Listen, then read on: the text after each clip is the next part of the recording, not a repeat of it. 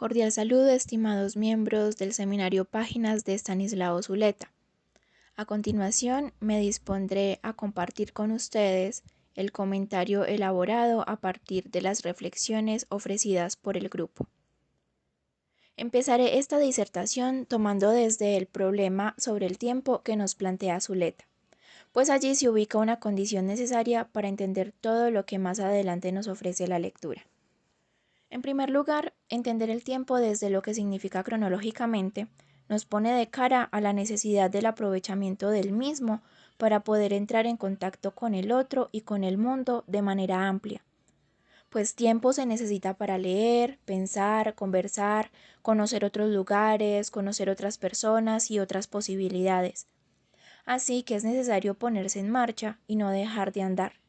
Diríamos en nuestro caso, no dejar de leer, de conversar, de hacerse preguntas, no dejar de pensar.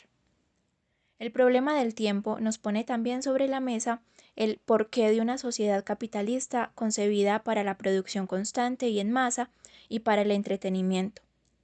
El mismo sistema está diseñado para que ese poco tiempo que compone la vida humana nos sea arrebatado, y sin tiempo no podemos hacer lo que antes mencioné: interrogarnos, conversar, leer, pensar.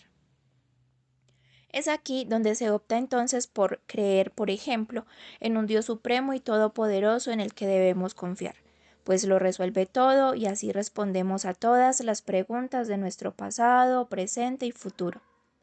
De esta manera no es necesario pensar ni conversar, ni preguntarnos nada, porque ya todo estaría resuelto.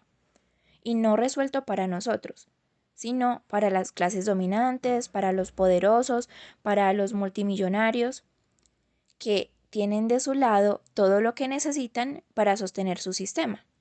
Es decir, gente que no piensa porque no tiene tiempo y que lo resuelve todo, por ejemplo, como ya lo mencioné, con la religión. Por otra parte, está el tiempo en relación con la maduración de las ideas. Y claro, también respecto al sistema capitalista, lo que se busca es que las ideas se instalen en las personas. Esas ideas que no le vienen del pensamiento propio a un ser, sino que vienen desde lo que el exterior quiere que ese ser crea.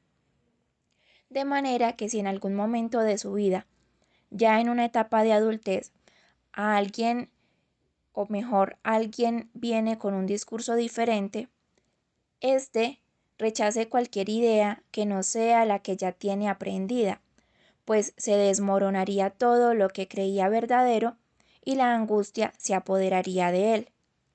No pensar, no angustiarnos, tenerlo todo ya dado, así es como por mucho tiempo se ha construido la sociedad actual.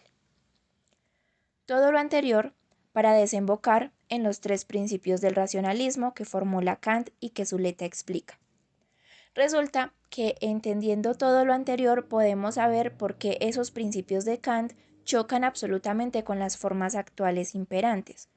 Para los jóvenes son herramientas que abren otros caminos, o pueden serlo, mientras que para las personas más adultas son probablemente formas de ver la vida a las cuales es difícil adaptarse, pero si se opta por tenerlas en cuenta, debe haber una renuncia de por medio, la renuncia a todo lo que se había dado por hecho, a todo lo que se consideraba conocimiento absoluto.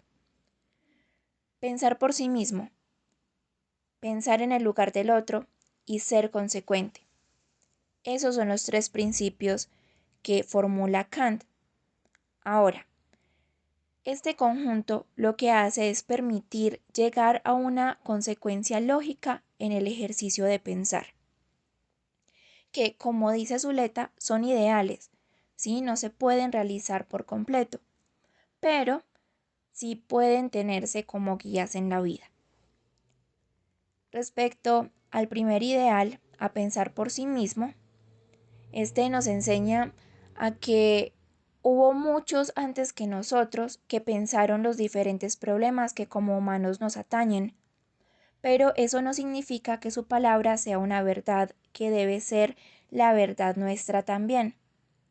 Esto nos enseña a tomar todo lo que hay antes de nosotros y tomar de ahí lo que consideremos a bien nuestro para realizar una elaboración propia. Y es también importante resaltar que para pensar por sí mismo no se necesita originalidad, como dice Zuleta, pues el pensar por sí mismo está antes de la creación de algo nuevo, de la enunciación de algo diferente a lo conocido. Es necesario conversar con otros, acercarse a las ideas de otros, tener distintas experiencias relacionándose con el mundo en el que se habita. Y de todo eso nace un pensamiento propio en el que lo fundamental es tener conciencia. ¿Y qué es tener conciencia?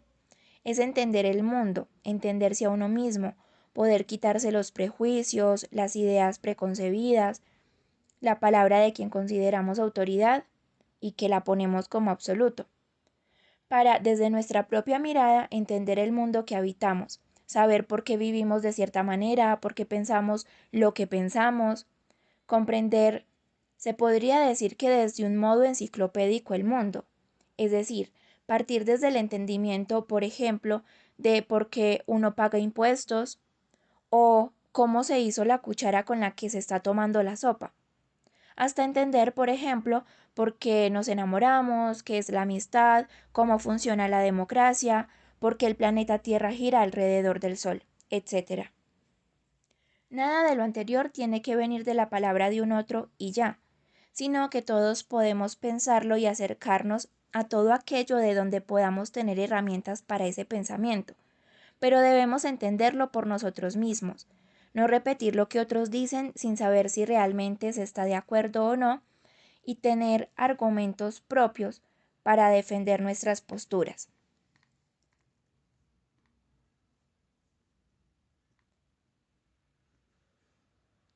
El mismo Zuleta decía que no le interesaba que la gente lo siguiera y se aferraran a sus ideas, sino que, si estaban de acuerdo o en desacuerdo con él, tomaran su palabra como motivación para generar una palabra propia.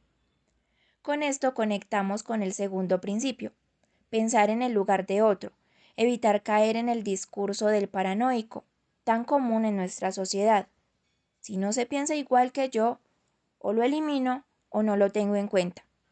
Existe allí una brutal violencia en contra del otro, pero también en contra de uno mismo, pues negarse a otras ideas, a otras formas, es negarse a uno mismo el abanico de posibilidades que realmente existe en medio de la diversidad. Pensar en el lugar del otro no solo evitaría el dogmatismo que es dañino para la diversidad de ideas, sino que evitaría situaciones como el racismo, la xenofobia, la homofobia y la discriminación en general, pues uno saldría de sí mismo hacia un otro para entenderlo desde una forma de pensar que le viene de las creencias de la región de origen, de la cultura, de las condiciones climáticas, del acceso al conocimiento, de sus necesidades, gustos o ideas. De esta manera, las personas tendrían que nutrirse de posibilidades en vez de dejar por fuera todo lo que no hace parte de sus creencias. Es necesario aprender a escuchar al otro y dejar la arrogancia de creerse superior a ese otro e imponerle las ideas. Ver en la diferencia todo aquello que podamos considerar como verdadero y despojarnos de lo que consideramos propio si es necesario. Lo que Zuleta llama hacer del ejercicio filosófico algo noble. El mundo de las ideas debe verse desde la horizontalidad, no desde la jerarquización a la que estamos acostumbrados y que no nos permite ver al otro. Nos falta entender que la sociedad ha sido construida por muchos antes que nosotros, que muchas de las ideas que tenemos nos vienen de ellos, así que sin el otro no podemos ser.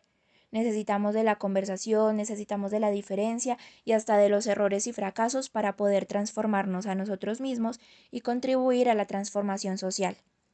Si todos pensáramos de la misma manera, no podríamos evolucionar, no habría ningún tipo de posibilidad para pensar, ni siquiera la conversación sería posible.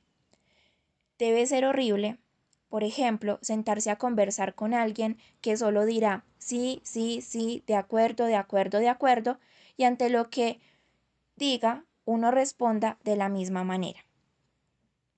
En cuanto al tercer principio, ser consecuente, esto es poder llevar la vida por un camino en el cual lo que uno diga atienda a lo que hace, donde no se tengan dobles discursos, sino la elaboración de uno en cuyos principios se pueda fundamentar la manera de relacionarse con el otro con transparencia, con sinceridad.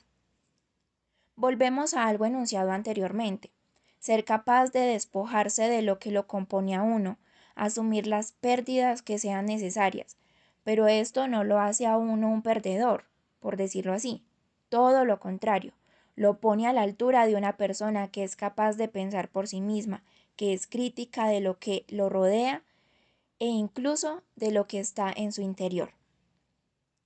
Muchas gracias a todas las personas que participaron en esta ocasión y que hicieron posible este comentario. Con aprecio, la coordinación del grupo Páginas de Stanislao Zuleta.